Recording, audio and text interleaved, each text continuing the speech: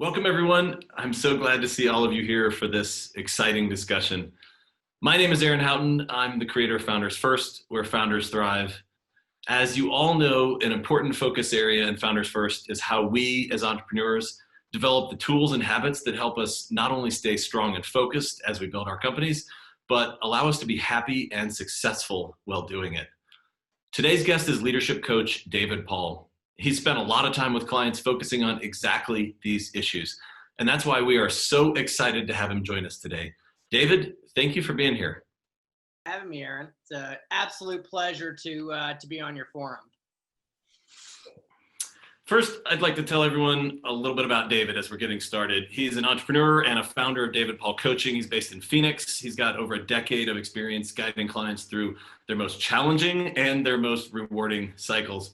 David is the founder and former CEO of South Florida Home Care, a healthcare service company that saw an annual growth rate of 74% under his leadership. He transitioned to private equity and venture capital, deploying over $15 million in capital while serving on the board of directors of numerous technology companies.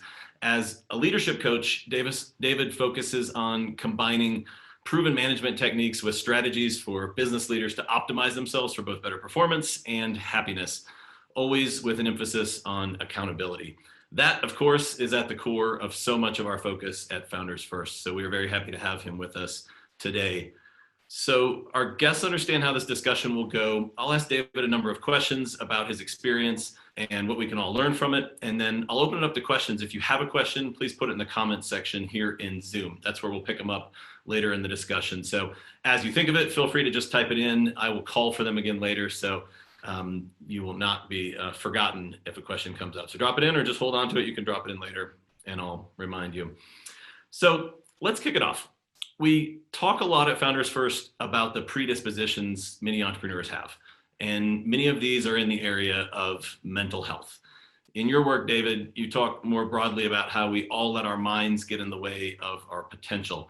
And there's a quote from you that I'd like to point out here. Once you're aware of the things within your own mind that keep you from attaining your potential, you can be accountable to change them. Can you tell us more about a time in your own life when your mind was in your way? What did you learn about yourself in that moment? What similar findings have you had in your work with your clients? Yeah, no, absolutely, Aaron. I think kind of the most pivotal moment in my life was it was kind of about maybe 2 years ago where I realized that I was seeking so much external stimuli, right, to be successful in my own life. And just to give you some context, I was working at a venture capital firm. It really wasn't going anywhere. It was kind of about to break up. And, I didn't know, because I flew out to Arizona to work in venture capital and private equity. And I didn't know if I had to fly back to a different state and I'd feel like a failure. And meanwhile, I had this beautiful wife and this new daughter.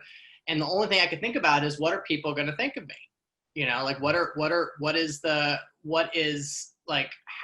How am I going to view myself, right? Like, what value do I have if I'm not a venture capitalist? And I was really at this point, and I had to do some work around it. And what I found out was that, ultimately, the satisfaction that I was seeking was all external and it wasn't internal. It wasn't really what gave me kind of any emotional juice, right? And so I needed to find emotional juice from the internal if I knew that I was going to be happy. And so now, because that's a hard habit to break, right? It's not something easy to do. And I get caught up in all the time. I have to remember that, what am I seeking? Am I seeking for external gratification or am I seeking internal gratification? Mm-hmm. And is this ego driven or is this purpose driven? And I often have to kind of find those balances. Tell us about clients. What do you run into most often where their mind is getting in the way? So with clients, I think it has to become where their mind gets in the way. I think what has to come within that context is that they feel like they should be at the next phase of where they're not currently at. Mm-hmm. And I run into that a lot. And that's a tricky area, Aaron, because oftentimes, the rule of thumb is to say, oh, you just need to be happy where you're at, be in your own 2 feet. but there's another side to that, and maybe you're being complacent, right? And maybe you're not doing all the things you can do because you're like sedating, right? And you're not taking care of yourself, and you're kind of going into this level of, so maybe that's your inner self, like really saying like you're not reaching your full potential. So kind of giving anecdotal advice about like, why you're not comfortable in your own skin, I think can be dangerous, and really figuring out and going deeper and deeper into, your own, like like, why do you not think you're supposed to be there, and why are you here? And kind of digging deeper into those layers is extremely important. Yeah, when you talked about in your own experience that moment where you're, am I going to be labeled a failure? It's such an interesting question, right? I mean, every entrepreneur I'm sure listening here, I felt that a million times too, right? And it comes up at the worst times, probably like the moments where I need performance the most, right? Going into something big, about to launch a big marketing program, about to launch a new product, pivoting, going to defend your new strategy to the board, whatever it is. I think it crosses our minds. Like, what if in the end, everything I'm doing now is labeled a failure? And who's labeling that, right? I mean, you talked Right. about Yeah, what who's the the world. guy? Is it your father? Is it your rich brother? Like like who's the person? I know who it is, and I think that's what it has to be. And I remember actually when I was going through your content on your course, Aaron, like it's something I still think to today. There was at some point in some juncture you were saying, you know, why isn't it okay for us to know for ourselves that we're brilliant and we have a beautiful mind? Why do we have to constantly let other people know? Just because people aren't giving you accolades doesn't mean you don't have it, and that was huge for me because, I often have to think like, why am I continually trying to impress people or continually trying to make this justification to get this external stimuli? Why can't I just be okay with knowing that, hey, I've done some pretty cool things and I've got, some pretty cool ideas, but I don't need to tell anybody about them right now. Yeah, exactly. I read this book maybe 2 years ago. I always get authors and titles wrong on live events, so I'm going to probably mess this up. But I think it was Michael Neal. I think it's Neal with two L's. It's called The Inside Out Revolution, and it's really about that at a simple level, but it's so hard to grasp, right? This concept that what we can control is in our minds. It kind of goes back to some of the Buddhist philosophies, right? That like, what we can control is how we respond to things. That's about it, right? Everything else is out of our control. And the Inside Out Revolution is around that same sort of concept that, knowing what we can control, knowing what we can't control. And we'll talk about ego a little more later, because I think ego is probably why we confuse those two things all the time. I would love to think that I'm in control of all sorts of things that I'm not in control of. But the separation of the two there, I think, is really interesting, right? Who is going to label me? And who does it actually matter to? Does it matter if I believe? Does everyone else need to believe as well? So we're going to dig in more on that. Many of us as entrepreneurs are way better at vision than execution. So I want to talk about this for a second. It's one of the ways our minds get in the way. You've seen in our peak ability training, as you mentioned. So we talk a lot about managing ourselves around these predispositions. We know that discipline is effective, but it's so hard for so many of us, including me. I hate discipline. I love discipline. We instead get into periods of manic productivity and then just crash into recovery periods. For me, I'm happier when I'm more disciplined, but it's also the last thing I want someone to tell me that I need. Honestly, I get offended easily if someone tells me that. And it's just one more thing that I have to do. So I'm willing to apply discipline to my company, but not to myself. So I guess I have two questions about this. Why is it so hard for us to apply to ourselves the same discipline we apply to our companies? And then as someone who has seen our peak ability training in action, like what are your thoughts on the importance of using tools and habits to refine our ability to execute? Yeah. So I think it's really easy to let your own house kind of go out of shape, when we're talking about, making your company look great, but not taking care of yourself. And I think that there's a level of permissions that people give themselves, like, oh, well, I work this hard, so I'm going to, eat like shit or whatever, like whatever your vice is, or I'm going to drink a lot, or, on the weekends, or, I'm not going to work out, whatever it is. And they use their business as an excuse, right? Well, look what I did. Look what I created, right? And then again, you kind of go into this vicious cycle. And I don't think you understand the like it's kind of like the Matrix, right? Like I feel like you're living your life with blinders on until you live your life the other way. Mm-hmm. And it's hard to sell somebody on something they've never experienced before, right? And so for me, it's just like what I tell my clients is like just give me a week, right, of just doing what I tell you to do and see what kind of difference it makes.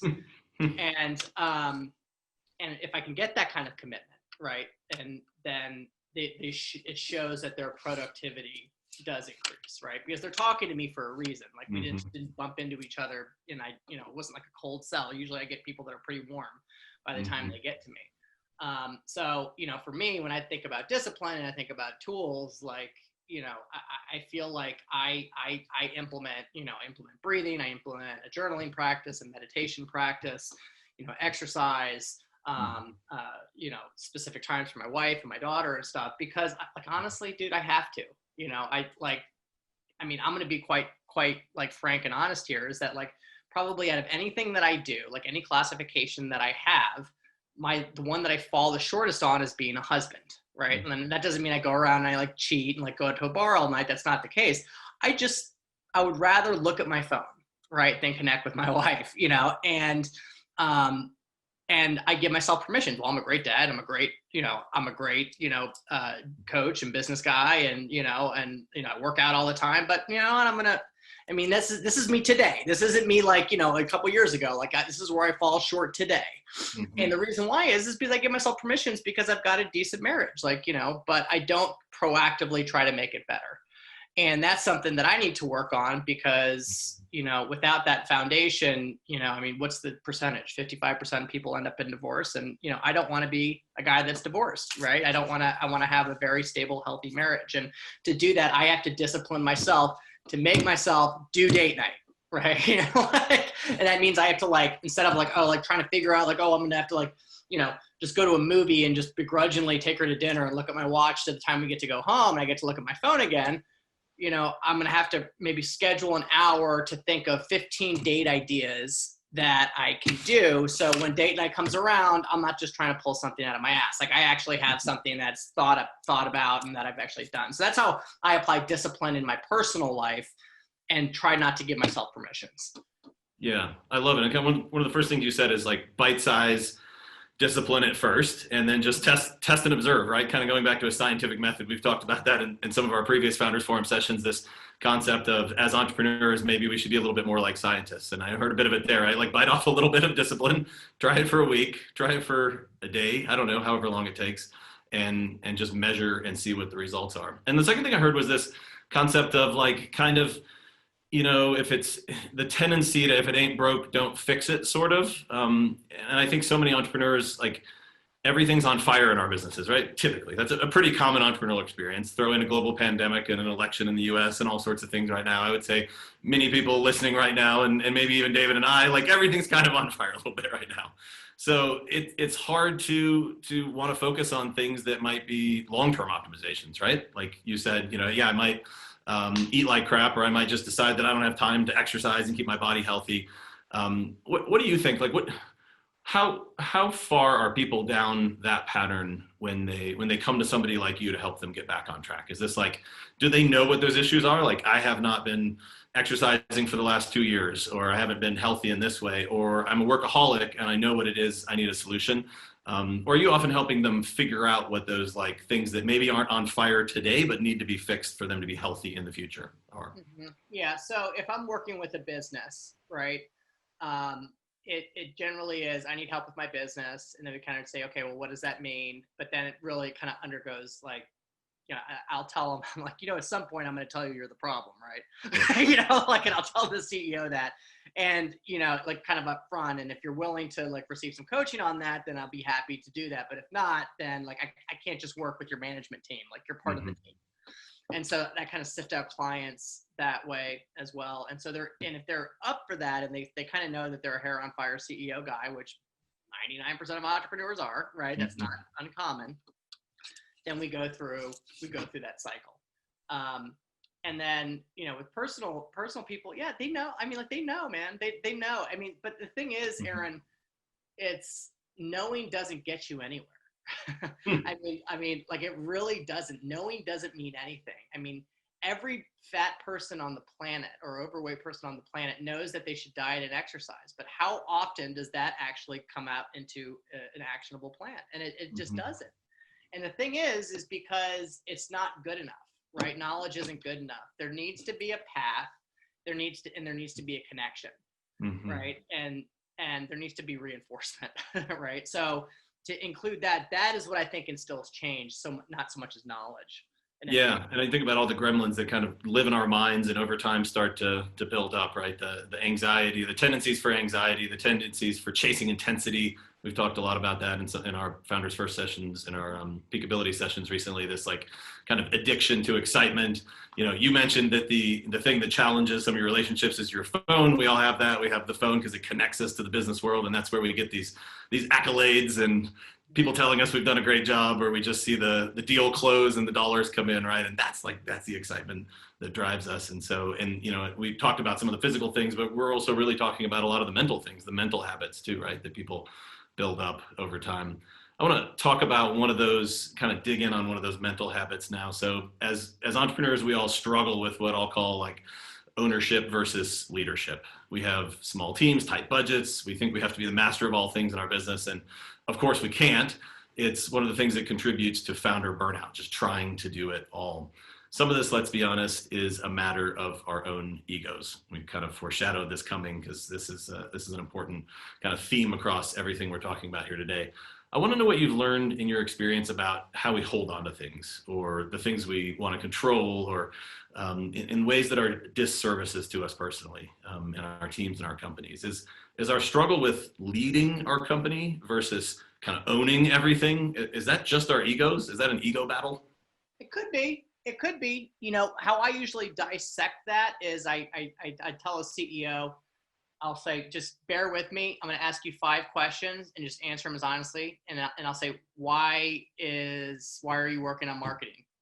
And they'll tell me, well, because our marketing's down. Why is it down? Well, because this person didn't do what they're supposed to. Why didn't that person do what they did? Well, because I didn't pay them enough money. You know, and you kind of get down and you drill down to it. And at the end of the day, it's, I don't trust the person that's doing it, which is 1, right? Or 2, I'm just hiding from, other things that I might be afraid of to expand the business. Right. And I think that both of those are kind of ego driven. I think that, I think that ego isn't just, going like this and having bravado. I think ego is also, is wrapped around in fear, and self deprecation.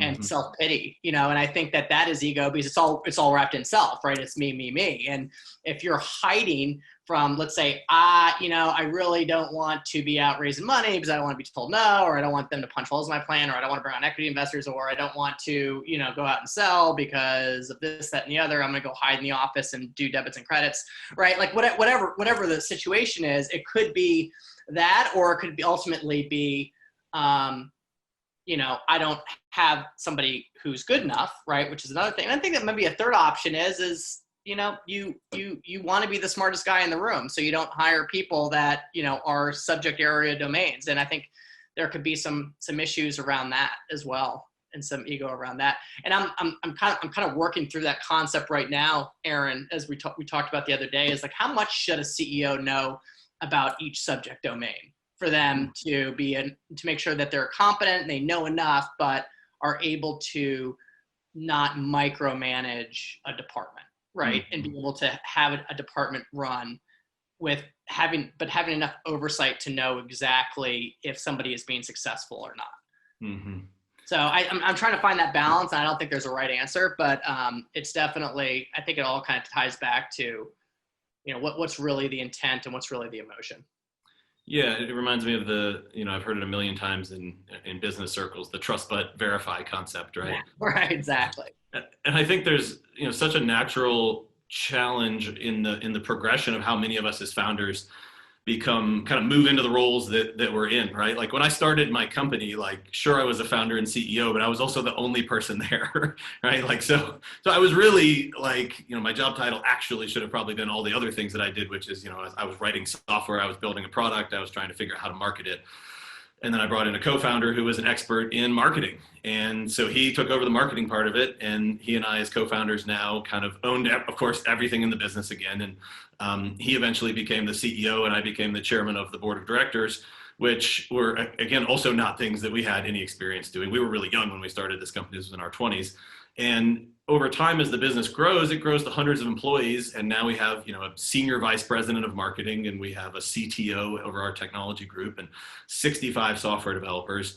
And in the beginning, it feels really good, right? Like, I don't have to write code anymore. Oh my God, I've got these huge things off my plate. And Ryan goes, I don't have to run marketing strategy and, make it all work in the end. And then after a period of time passes, I think we both had the thought, like, oh crap, if I'm not like the talented software developer at this company, like, who am I? Sure, I have another title, but I'm not good at that job. I happen to end up in that job. Right, because you hire experts in their domain, and then like you're supposed to supervise them, but like, almost there might be some kind of intimidation, right? That, how am I going to supervise a guy that's smarter in programming and marketing? They've ran teams before. So yeah, it's a tricky balance. And I think the average age of my SVP tier, underneath my CEO, underneath me, when I was 26 years old, was probably 45 years old, right? So even just that alone, I'm looking at people that are 20 years older than me in those roles that we, of course, to your point, intentionally recruited because they're so talented, and it can be really intimidating, right? How did that work out for you, Aaron? Did you find like a specific moment where you were like, I'm not letting this 45-year-old tell me what to do, you know what I mean? And I'm his boss, or was it the opposite where you're like, I guess I gotta listen to him, he's older than me? Yeah, the way it played out for me was that I think I trusted a lot in the beginning. So I think I was both so excited to have some of those workloads off my plate, and also just proud that like my little company could now hire a talented executive. So there was my own ego getting kind of stroked with that. And then as things grew, it became like I trusted. And what I remember most poignantly is like the first time one of those really talented experts made a really big mistake. And I remember thinking like, whoa, okay, I actually have to still pay attention here, right? Because again, these people are 20 years older than me, massive careers, right? And it's not just 20 years, like, at 26 years old, I'm like 5 years into my career, right? And they're 6 times that, 7 times that. So I remember that the most, that moment of realizing that, I guess you could say that it wasn't that I couldn't trust everybody all the time, because I think that would be too naive. I don't think I believe that. It was more of that I needed to pay more attention, right? Is that a hard conversation to have, like saying like, hey, like you messed up and I'm 26, and though you've had probably 20 years more work experience, this is not how you should do it? Well, ours was even harder because there were 2 of our executives that actually disagreed with each other, and that's where the problem came from.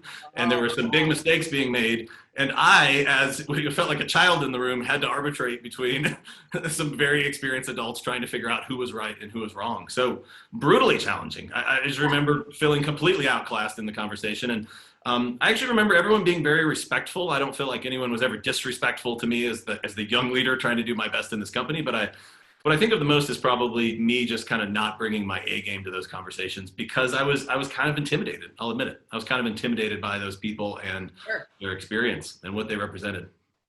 Yeah. Do you think that you would have been served better to over kind of egoed the conversation, but said what you wanted to say, but may have been puffing your chest up too much? Or been a little bit more subdued like you were and maybe held back your punches?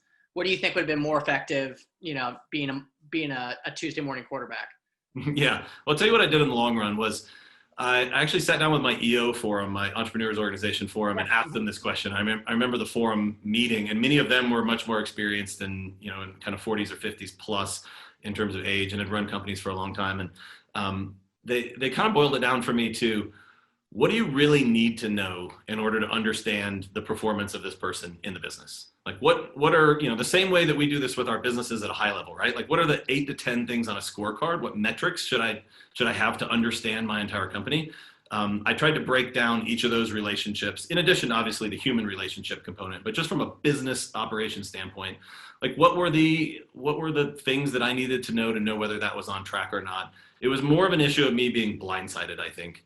and then having to try and rebuild trust because, either felt like I was let down by somebody that we trusted, or that just maybe they weren't qualified enough to do it, or maybe we had a unique situation that they weren't going to be able to solve. So what I remember most clearly was, I'm writing that down because that was right on. What do I really need to know? Yeah, like what are the couple numbers? And I tried to make the list as short as possible. So I remember I don't remember the exact examples per each kind of SVP in the company, but the people that owned each of their categories, I had numbers that I felt like I needed to know, and I got them in advance, and I tried to, it was back to the trust but verify thing, right? Like I wanted to know, I trusted that they were on the right track. I didn't need to know everything they were doing, but I did want to know like 3 to 4 pieces of information. Some of them were metrics, some of them were just, send me the strategy for the next quarter so I can be aware of what it is at a high level, so that if things went right or wrong, I could actually be in a better place to help, as opposed to kind of reel from the punch of realizing that I didn't know what was going on, and now we got to start from scratch. Yeah, cool. So let's talk about morning routines. I want to get back to, let's see. The importance of starting off our days with intentionality is probably the right way to say it. So we're mentally and physically prepared to win every day. So that meeting I walked into that day with my 2 executives arguing with each other, I was like, oh my God, did I walk in the wrong room? I'm not qualified to be here. To win challenges that come up like that when we don't know they're coming. So it's an important area of focus for us, has been a big topic of discussion in our weekly scorecard check-in groups in the Peakability group. So we know that the majority of really high performing entrepreneurs are dedicated to their morning routines. We hear about this all the time. I know this is a big focus area in your work. Can you tell us what you incorporate in your morning routine, and tools, habits maybe that you've seen most effective for you or your clients as well? Mm-hmm. Yeah. So morning routine, just in context, if you don't have one, get one. It's 10x, right? My life. And if I was to put all the coaching that my first coach gave me, which he gave me the morning routine, and the only thing he taught me was the morning routine, and I didn't get all the extra value, I still would have said that was a worthwhile investment, because that habit is something that's a non-negotiable for me today. And I can't speak highly enough about what it does for me. So my morning routine looks like this. I wake up at 3:45 a.m. right? And that's not because like I'm a big hard ass or anything. I'm not trying to like say that like, that's like you have to wake up early, like Jocko, kind of deal. Like I'm just saying that because I've got a wife and kids, and like I need to be up before them, and or else they ruin everything. So like this is time for self-care. So I get up, I go to a special area of the house. I make I get 2 glasses of water. I make a cup of black coffee. And I start off with a meditation practice. And I started off doing kind of the calm headspace, kind of stuff. And then when I got better at it, I just used mala beads, and I just started counting my breaths and use that as a practice, and just try to dip into consciousness as I can on a Zofu pillow, and I kind of work on some breathing exercises from there. From there, it goes into journaling, where I'll write down an excerpt of what's on my mind. I have kind of like my everyday journal. I've got a family journal, right, which is like, this is something for our family. I call it the Benjamin Franklin journal. It's got a leather bound case and everything. And then I've got a journal for my daughter. And it's basically just kind of little memories, a daddy-daughter journal. So I'll give it to her one day.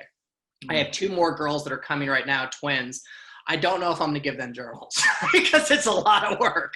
So, but, and plus they're twins, they do everything together. So I don't know if they need their own separate journal.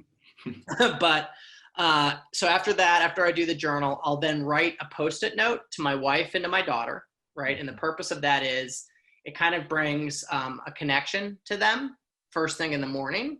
And it makes me think of them. And it's not like I just rush to do my day. Like it makes me stop and think about like something that I love about them, or something that brought joy to me. So it's kind of a connection, and it's really good for kind of homeostasis in the household.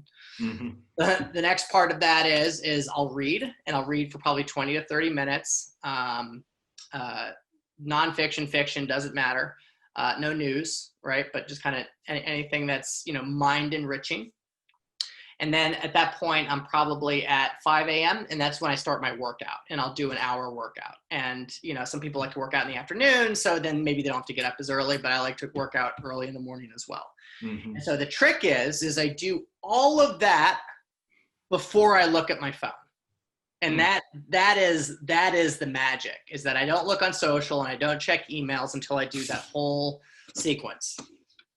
And that is really what the magic is behind it. Because before, it's I wake up, I look at my phone, I get an email, and then I'm like seething with anger because something didn't go my way, and then my whole intention and purpose is gone.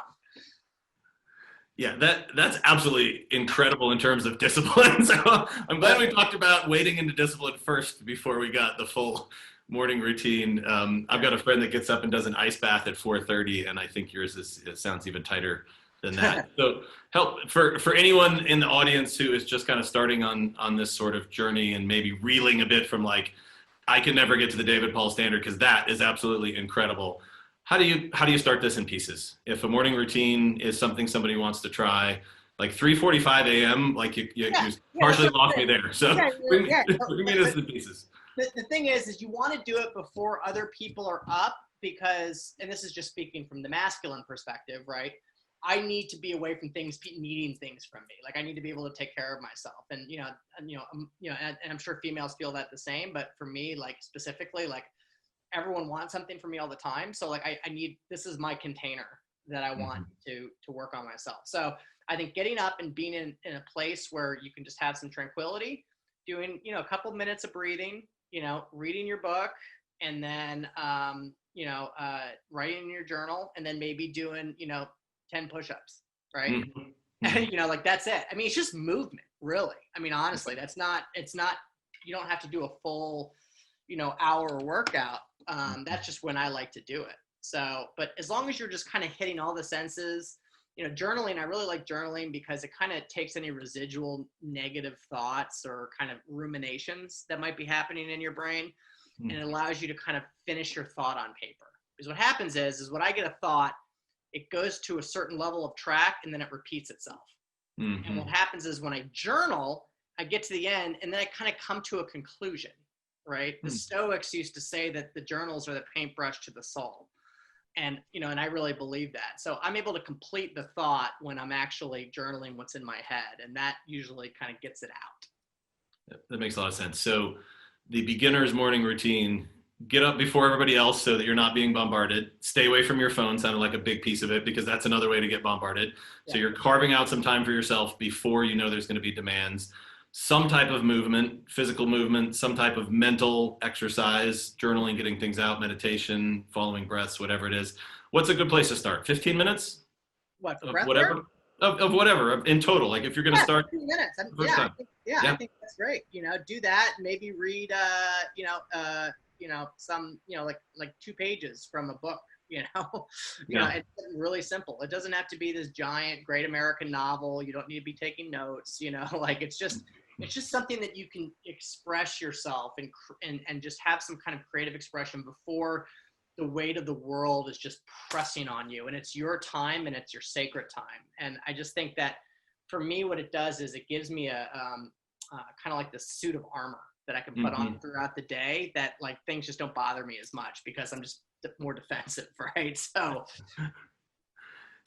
the backside of that, I got to ask, what time do you go to bed in order to get up at that time? Well, dude, I get mine, man. I go to bed at like the second my daughter goes to bed, I go to bed. So it's like 7:30, 8 o'clock. So I'm getting my full 8 or 9 hours. I just go to bed super early. Yeah, you're just sliding the scale forward so that it starts early in the morning. Yeah, there's no sleep shortage. I think sleep is extremely important.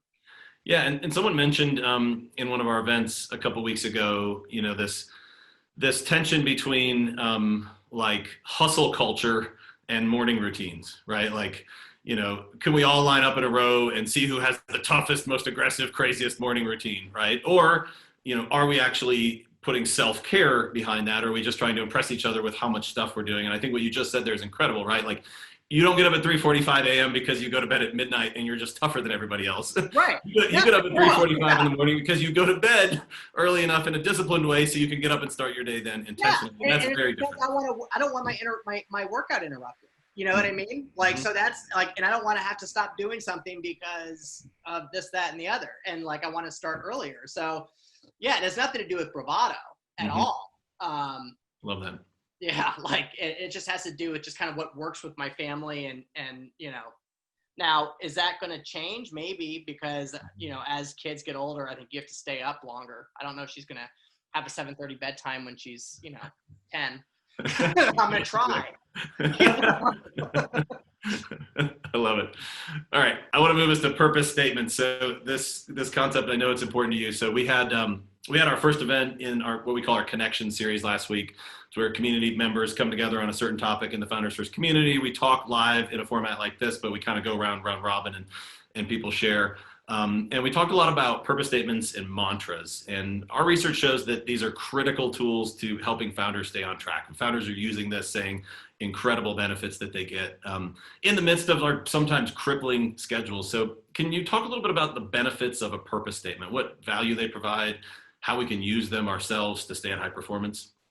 Yeah. So the purpose statement next to the power hour was like one of the cornerstones of wellness and foundations of balance and stability in my life. And the reason what I did is it pulled me out of that spot of, am I a failure if I continue to do this and I'm not doing that? And I mean, the bottom line is, and I'm kind of going all over the place, but I'm sure everybody can relate to this, but in my life, I found that I've been happy, rich, I've been happy, or I've been happy, poor, I've been happy in a certain job and I've been unhappy in a certain job. So needless to say, in context, people should understand that the things that are happening in your life really don't bring happiness, right? But ultimately it does, right? Like we're always seeking stimuli, despite knowing that regardless of situations, our perspective changes all the time. And it's not really about the stimuli, but we always chase it, right? So we still can't learn that fact, and me included, right? So what the purpose statement did for me was it made me focus on key areas of my life that give me emotional juice, right? And those 3 areas of my life were learning, growing, and being impactful.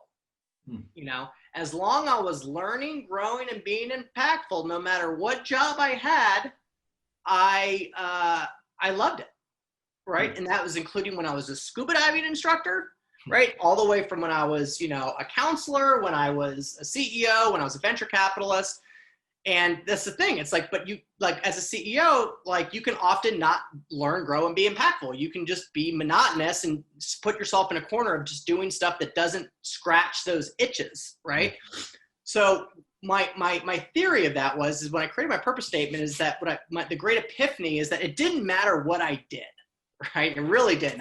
It could be a CEO. I could be making this amount of money versus that amount of money. I could be working on this project versus that project. I could be serving these customers as opposed to these customers. It didn't matter as long as I was learning, growing, and being impactful. And that was a huge weight off my shoulder, because that means that, you know, I didn't have to have a specific thing. You know, I could tailor my life to just those drivers. I call them power words or drivers, right? That really give me ultimate purpose. So, like, that's my North Star metric, is how much I'm living in my purpose. And, you know, and you can look at that not just for business, but with your home life. You know, is my home life, in my routines, are the tasks that I'm doing, am I learning, growing, and being impactful with my wife? Am I learning, growing, and being impactful with my daughter? You know, and if not, you know, chances are you're unhappy. So what can you do to learn, grow, and be impactful with your daughter? Like, what can you do? You know, and I think that is what fuels me. So purpose statements are huge. I've got mine memorized. I like, you know, I highly encourage everyone to do it. And it's actually, I have a handout. If you want to drop it I can email it to you if you want to take a look at it. Yeah, we'll drop it in the community. Yeah, it's a great way to kind of build out your purpose statement. Yeah, that's perfect. Someone actually emailed me who's writing a book this morning about this concept for entrepreneurs of life profitability versus business profitability. And I first thought it was impressive that he even mentioned the word profitability, because most entrepreneurs I know are just focused on revenue alone and forget about that part. But he had both transcended that side of it, of profitability in the business and then also profitability in life. And that reminds me kind of what you're talking about here, right? So you've created your own definition of what, I don't know, I'm putting this word on it, but is that kind of how you think about it? Like life profit, the point of where you're trying to optimize? That's a great way to look at it. Like, what am I yielding for my actions?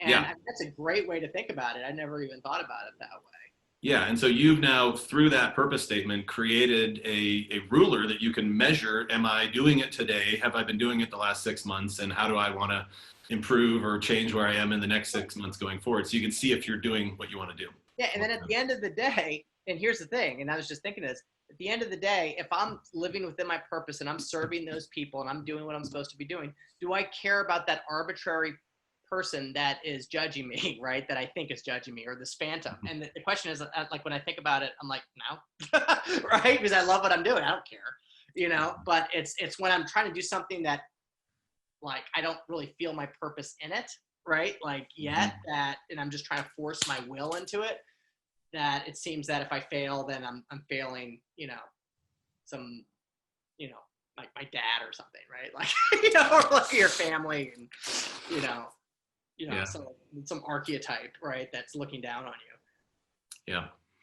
All right, to our guests, if you've got a question you'd like to ask David, and you can tell this is a great time to ask a question. Look at that. First question's already in. This is a good time to drop a question in. Drop it in the chat. I'll pick them up in a minute. I'm going to ask David one more question, and then it's up to all of you. So drop it in chat. I'll ask the question to David, and we'll talk about it. And just such a cool opportunity to pick somebody's brain who thinks in this way, David. This is incredible with this amount of, we called it discipline earlier, but I think it's also intentionality, right? Knowing what you're steering towards. You've had your own experience as a very successful founder, and then as a venture capitalist, and now as a coach. So you've experienced your own journey as well as that of many other founders that you've seen as well. I think that's what's so interesting about your perspective. It's both kind of in the trenches as an entrepreneur and then working alongside all of those entrepreneurs in so many different industries. If you had to boil everything you've learned down to, say, like 3 pieces of advice, what would you tell entrepreneurs to help them avoid the struggles that so many of us are facing? Yeah. So in the context of this, which is self-care, let's live to do more purpose-driven work. Let's get out of the monotony and let's take care of ourselves. The 3 pieces of advice that I would say are: get a morning routine, right? And the second one is something that the Stoics philosophers called memento mori, which is Latin for to reflect upon death, right? And it sounds morbid, but it basically, it says, reflect upon what your life would look like if you died today, right? Or if you died next week. How would you want to live your life? How would you want to continue to do that? And the idea of that is, the more that you think about and contemplate your own death and what that would look like, the more appreciation and impact you're going to want to put into your life. So I often always think about death, and like, not in like an unhealthy way, but I'll be like pushing my daughter on the swing, and I'm like, I don't want to do this anymore. You know what I mean? But I'm like, wait a minute. What if I was to die next week? Mm-hmm. You know what I mean? What if I was to actually get in a car accident and my daughter's, like, would I want my last image of her with me to me be doing, like, looking at my phone while I'm pushing her on a swing? Or would I be smelling her hair and like tickling her feet and doing something extra to just get a little bit more light in her life? Mm-hmm. And that is a huge benefit for me. So yeah, that, the morning routine. And the third one is, I think the third one is really just kind of really be conscious about kind of what you put in your body and food, because I think that's really something that a lot of people are overlooking is food, and not, it's in the entrepreneurial world, because it's just like, okay, well, let's just eat something really quick and go. And I think that that's poisoning a lot of, potential brain cells that you could be using towards growing yourself physically and growing your company more. Yeah. Completely agree on the last one. I also think we had this really interesting exercise a couple months ago. I think it was back in one of our sessions in May, where my friend Keith Roberts brought in this exercise, which I still have what I've written down somewhere in my office here. It was called the 4 7s, and it was very similar to what you're kind of the framework you were talking about thinking about what if my life ended, so we can be more appreciative. And his was something like, write down everything you would do if you had 7 months left to live. And then the second step was, write down everything you'd do if you had 7 weeks left to live. And then it was 7 days for the next one. And then it was 7 hours. And it was a really, really neat Wow. Because that's a good one. Distinctly different. Yeah. As you start to narrow it down. Really good one. God, I'd be like sobbing. Yeah. Like, right. Yeah. It was so incredible. Like I still get goosebumps thinking about it. And I did in the moment. We were all in tears. And because, I think when I got to the 7 hour one, it was like, I guess I would just go around and hug everybody and tell them I love them, right? What are you gonna do in 7 hours? Like, you're not gonna get your taxes done or get off the Zoom call right now. yeah, like exactly. What are you gonna do? You can only do the things that really matter the most. And actually, it took about a month for me to be brave enough to share that list with my wife. Both because one, it was pretty emotional, and I was like, I don't know if she wants it today. But eventually, I shared it, and it was interesting for us to both look at that together, right? Like what are the things that really matter, and when looked through that lens and the way you thought about, right, of like, in this moment, is there something more I could be getting out of this if I was fully grateful for what I'm really experiencing right now. If I know that this is going to end. All right, so let's jump into questions. First one's from Dan. So as someone who's very intentional about morning routines and near-term goals and about to be faced with a rapidly growing family, do you do a longer-term vision to chart the course for the situation you want to see you and your family in a number of years? I don't. You know what I mean? And honestly, the reason, let me read that question again in terms of goals. Yeah, I mean, it's like I have a vision for what I want our family to look like, and what our values should be, and kind of what the foundation is. But like, I don't have like, we're gonna live like in this big house on the ocean, in Malibu, and we're gonna be, they're gonna be going to the best schools and this, that, and because I feel like anything, this goes with financial forecasting too, with venture-backed companies, is that you really can't just know anything after a year, right? Like, so it's kind of like, I try to keep my, and this goes a lot against what like a lot of like mindfulness people talk about like the definite chief aim and how much money you want to have and when you're going to have it by and all this stuff. And I think that that's good as long as you make it short, because, the guru himself, Tony Robbins, he says that the road to success is under construction. I mean, there's a lot of turns that you're not going to forecast. And the problem is if you go too in depth in planning and too detailed in planning, then you might feel like a failure, right? And you might feel like, oh, well, I'm off track. And, so you want to like have actionable results, but you don't want to like make it so monotonous that you look like a failure. If like all of a sudden you're like, oh my God, like, yeah, I'm doing this. And my goal is to make a $1 billion coaching business, but then someone offers me a position to be a CEO of a company that's doing this amazing stuff and it's in New York. Well, I'm not a failure for doing that. I'm just changing my course correction.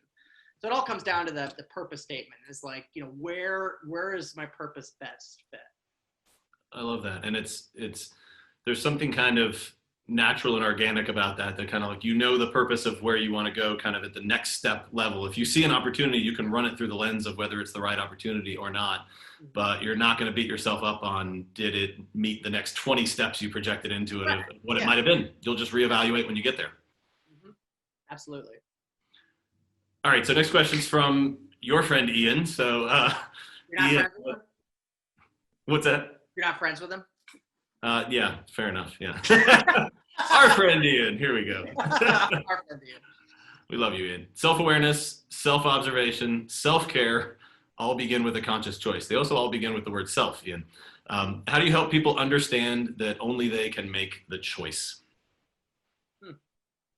So it comes through conversation. Right. And it comes through, and that's kind of like where the coaching, style of conversation goes. There's an equation that, what's his name? Timothy Galloway has, and he wrote this book called The Inner Game of Tennis. And a lot of people use it as like the biggest coaching framework because it talks about, the two selves, the self that's executing and the self that's judging the execution. But there's an equation that he puts in it called the inner game equation, which is performance equals potential minus interference, right? So what my goal is as a coach, especially in the first, couple of sessions, is to really identify the interferences that are there and then just knock them down and just say, okay, well, that's bullshit, right? Like, it's not it's not a real thing. And like, what happens if that didn't happen? And, we kind of go through this and I kind of just like take these blinders off, you know what I mean? And like give them permission to say like that the way they look at things is not and under no fault of their own, they're just in this life of being a drone and just like kind of like going through life as like with no intentionality and just kind of just getting sucked around. But breaking off those blinders, saying that like you don't have to do it this way, you know, and get them to kind of acknowledge that, hey, yeah, there's a possibility that I don't have to do this way. And then when they kind of have that choice and they start reverting back to the behavior, because everyone always does, you kind of say, okay, well, you realize that that was the choice that you made, right, to bring you back there. And that's kind of where that quote came in, that it's like, you know, once you know your interferences, you're responsible for your own outcomes, and you can no longer claim the victim card. Because life's not a dress rehearsal, man. You know, this is your life. And, you know, if you're going to get hit by, you know, a truck in the next 7 weeks, do you want to live the life you're currently living? I felt that so much personally. I'm sure other people can relate. The visionary, the kind of optimist, the dreamer being one side of that equation, right? And then the other side being the self-judgment of that. I think a lot of entrepreneurs also experience that in these kind of like manic and depressive cycles where there's manic excitement builds, and then we're the dreamer and we're the creative person and we build all these plans, and then maybe the first roadblock we run into, we start to flip into the down cycle, the downswing of that, right? The depression, the self-doubting, the judging side becomes stronger. Because when we're at our most brilliant and we create, you know, the judge, the critic is kind of on the side, right? And then that voice flares back up again, and it could drive our mood back down. That's I think, a huge driver of what we call the entrepreneurial roller coaster, the emotional roller coaster of being an entrepreneur. Sure. Well, David, thank you once again for your time. Yeah, thank you. This is great. Yeah. We are so grateful for your insight and excited that you're a member of the Founders First community. So if anyone has follow-up questions for David, you can find him in the Founders First community and at extremeaccountabilitycoach.com. And I completely agree with that domain name, because so many things that you've shared with us today are what I would consider extreme tips, and so grateful for your time. So thanks so much, everybody. Thanks, Awesome. Dave. All right. Bye-bye. Bye.